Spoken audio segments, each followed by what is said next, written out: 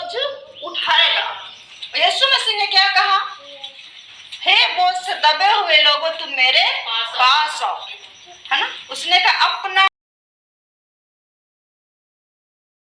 कहता कि हर एक व्यक्ति अपना ही बोझ उठाएगा। हाँ, क्योंकि शिक्षा प्राप्त है वह सब अच्छी वस्तुओं में सिखाने वाले को आगे करे। हालेलुया। परमेश्वर का वचन कहता, अब से तुम पढ़ो फिर से, क्योंकि हर एक व्यक्ति अपना ही बोझ उठाएगा। हालेलुया। वचन कहता क्योंकि हर एक व्यक्ति अपना ही बोझ उठाएगा, क्योंकि जो वचन की शिक्षा पाता है, जो वचन की शिक्षा पाता है, वह सब अच्छी वस्तुओं में सिखाने वाले को आगे करे। हालेलुया। प्रभु कहता जो वचन की शिक्षा पाता है वो सब अच्छी वस्तुओं में सिखाने वाले को क्या करे? भागी करे, साझा करे। हालेलुया। क्या हम ऐसा करते हैं? कितने लोग करते हैं? कोई नहीं करता, मैं तो करती हूँ। हालेलुया। तो परमेश्वर का वचन क्या है? झूठा है कि सही?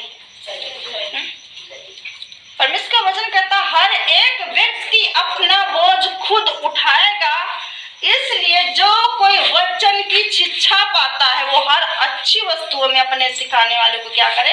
साझा करे।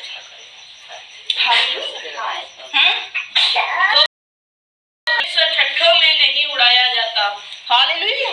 यदि हम वचन को जानकर वचन पे नहीं चल रहे हैं तो परमेश्वर को ठट्ठा में उड़ाया जा रहा है, प्रभु ठट्ठा में उड़ाया जा रहा है। परमेश्वर का वचन क्या कह रहा है? फिर यही, हाँ, धोखा न खाओ, परमेश्वर ठट्ठों में नहीं उड़ाया जाता। हालेलुया।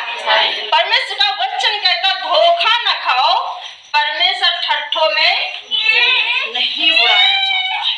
हालेलुया। हमारा परमेश्वर इतना भूसी नहीं है कि वो ठट्ठों में उड़ा दिया जाए, परंतु उड़ाने वाले उड़ाते हैं।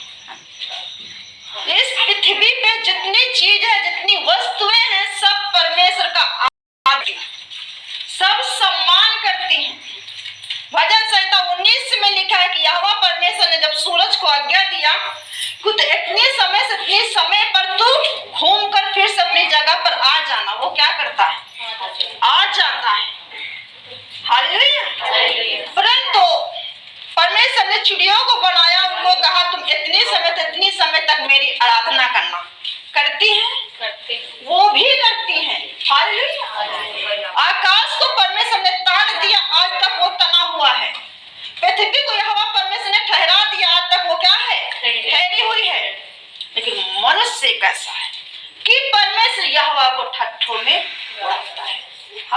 प्रभु का धोखा न दो, परमेश्वर ठट्ठों में नहीं उड़ाया जाता है, क्योंकि धोखा न खाओ, परमेश्वर ठट्ठों में नहीं उड़ाया जाता। हाँ, क्योंकि मनुष्य जो कुछ बोता है वही काटेगा। हालेलुया। परमेश्वर यहोवा का वचन कहता है कि परमेश्वर ठट्ठों में नहीं उड़ाया जाता है, इसलिए मनुष्य जो कुछ बोता है वही काटता है। गेहूं के खेत में, जब खेत में जाकर अगर गेहूं बोते हैं तो हम मटरी काट कर नहीं लाते हैं, क्योंकि मैंने गेहूं बोया है, वो गेहूं ही काट के मैं लाऊंगी। हालेलुया। इस परमेश्वर का इसलिए प्रभु का वचन कहता है कि मनुष्य जो कुछ बोता वही काटता है, क्योंकि क्योंकि जो अपने शरीर के लिए बोता है वह शरीर के द्वारा विनाश की कटनी काटेगा। हालेलुया। परमेश्वर का वचन क्या कहता है? क्योंकि जो अपने शरीर के द्वारा शरीर के लिए बोता है वो शरीर की कटनी काटेगा।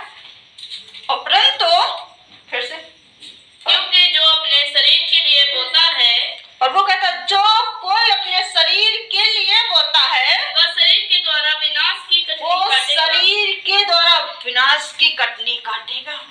हालेलुया। क्योंकि शरीर क्या है? नाशवान है। यह शरीर चाहे जितना सुंदर हो, चाहे जितना अच्छा हो, लेकिन परमेश्वर के पास नहीं जा सकता है। हालेलुया। तो हम क्या कर रहे हैं? हम अपनी आत्मा के लिए काम कर रहे हैं। हालेलुया। हम शरीर के लिए क्या कर रहे हैं? कुछ नहीं।